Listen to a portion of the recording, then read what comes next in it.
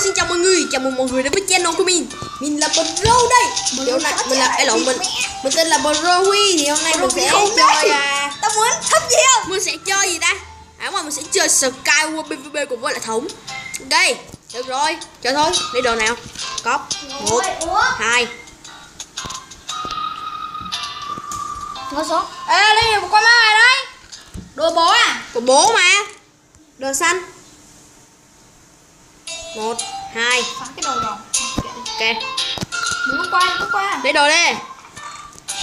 1, 2. Ok. Mặc đồ vô. Lấy tiền ti chưa? Có rồi, có hết rồi. 1, 2. Ok. On stream. Ê, anh chờ áo giáp á. Ơ, của nó là áo giáp không mà. Ai chơi chi cắn á. Ủa, bà cắn cái nào? Giáp bình thường mà. Sao anh chưa có tấm vàng? Chết rồi. Rồi, xong rip. Sao? Giờ sao? Có con ender chưa? Chưa. Thật không? Cút đi. Một cây. Đâu? Chết rồi. Phát. Sao nó tóc vàng nốt này? Bà cha. Chết rồi. Từ Tiểu sẽ sáng tạo đưa rồi cho Thống đã. Dấp đi, dấp. Đu TNT. What the fuck? Chết mẹ tôi rồi.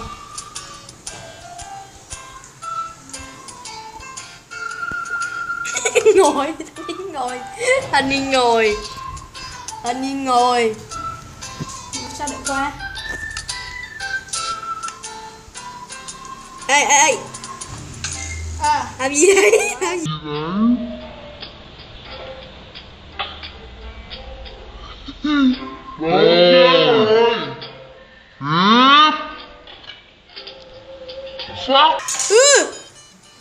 Thống này. Bà cha nhà Mi. Mày hết đồ rồi. Lấy lại. Hả? Lấy lại. Đây là bình tĩnh trong từng giây phút. Chúng ta phải học cách bình tĩnh.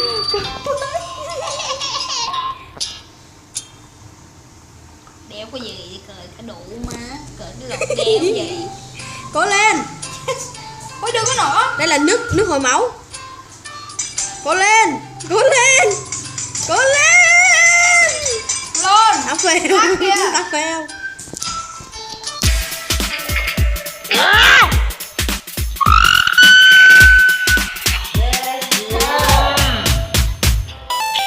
Gọi là Đừng. Bay về nhà đi. Bay về nhà.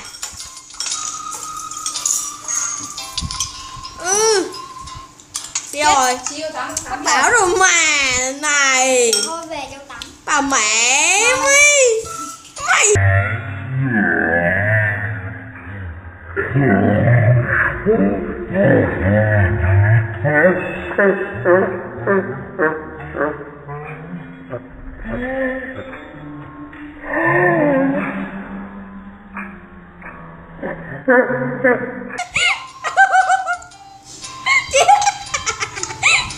Chết trong đúng rồi. Rồi chết luôn. Rồi đánh nhau nè. Ok đánh nhau. Lấy gậy đã. Qua đây nào cung. Sướng nhẹ cười vui nhẹ. Rồi Yeah, đây luôn. Đây gỗ đi. Skyward nhân thành cái gì đó như xịt á.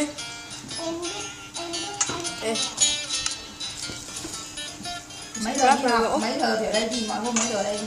Dạ 15, 20. Là do stream. Nâu nó mới là ốc, anh đi nâu nó mới là anh. Còn chị thì 5 giờ 35.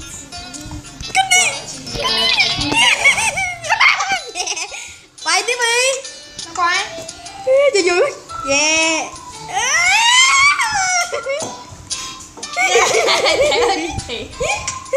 Cứng. Dùng gỗ đổ sang nhà Thống nào. Kỹ thuật bắt cua.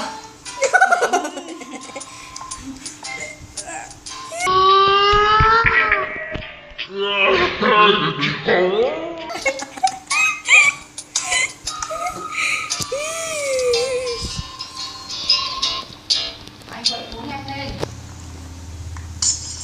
Ê, Mẹ ơi mà mấy con biết ăn cả quả luôn đấy. Lấy đồ bóc sang nè anh chó. Lấy đồ bóc sang đi.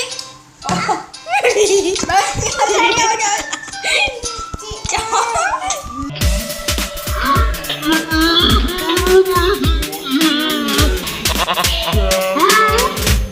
là vlog cuối cùng. Anh ấy là vlog cuối cùng trước khi mà chết.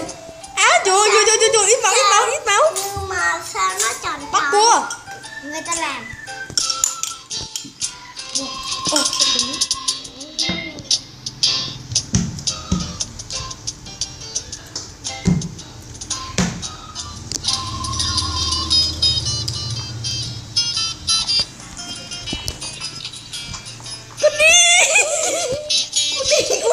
Cô đi.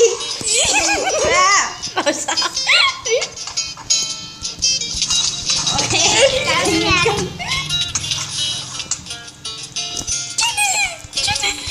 Đâu rồi? Con kia kìa. Chết đi.